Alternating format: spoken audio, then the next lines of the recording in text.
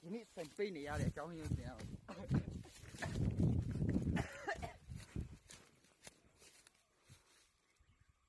လဲပြီမဟောကနေပြန်လို့ရမင်းဒီဘက်နဲ့ဘယ်လိုသွားမှာဩ